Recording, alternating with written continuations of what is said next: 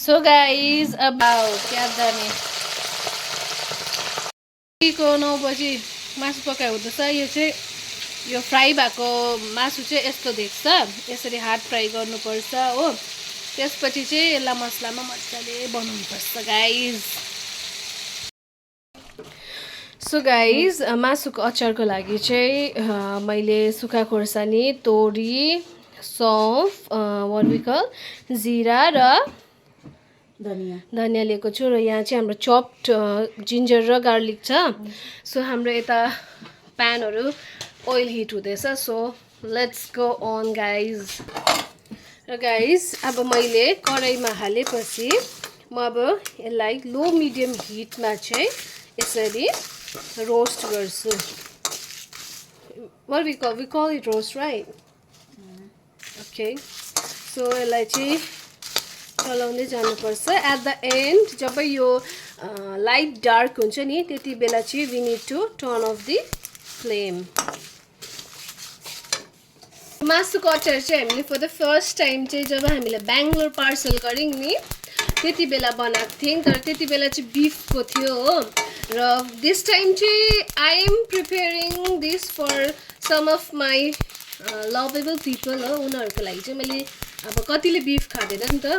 So I am preparing चिकनको hello guys. मैले यसमा हाल्नुको लागि यो मेथी लिएर आएको छु। सायद हाम्रो ओइल पनि अब चाहिँ हिट भइसक्यो होला। सो फर्स्टमा चाहिँ अब चाहिँ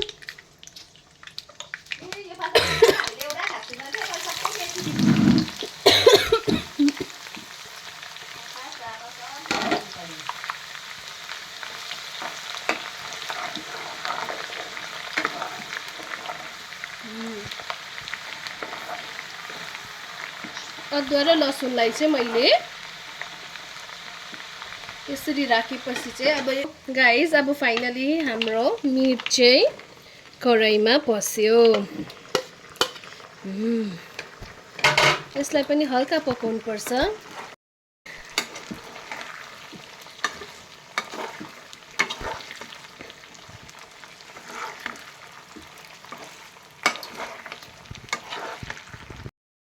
सो गाइज यहाँ चाहिँ अलिसाली भर्खर फाइन पेस्ट बनाएको छ। दिस लुक्स सो गुड है।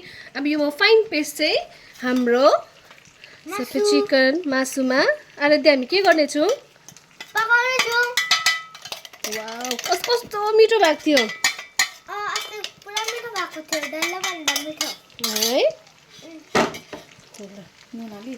नुन हालेँ मैले।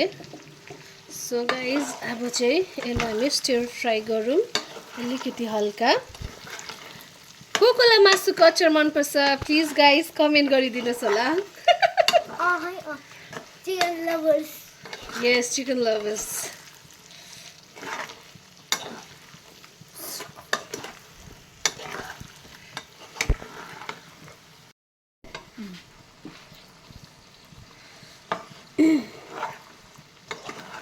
अबदेखि यसरी बनाउनु पर्यो।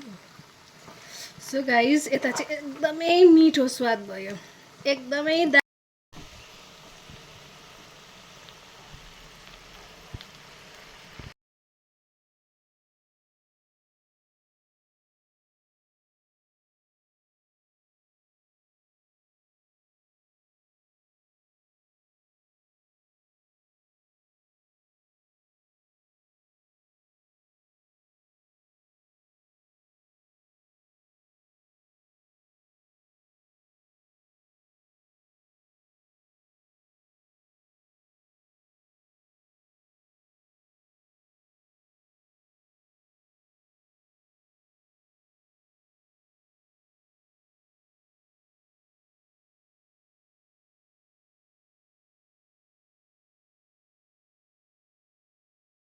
सो गाइज हाम्रो अचार चाहिँ यस्तो प्रकारको छ देखेको छ है।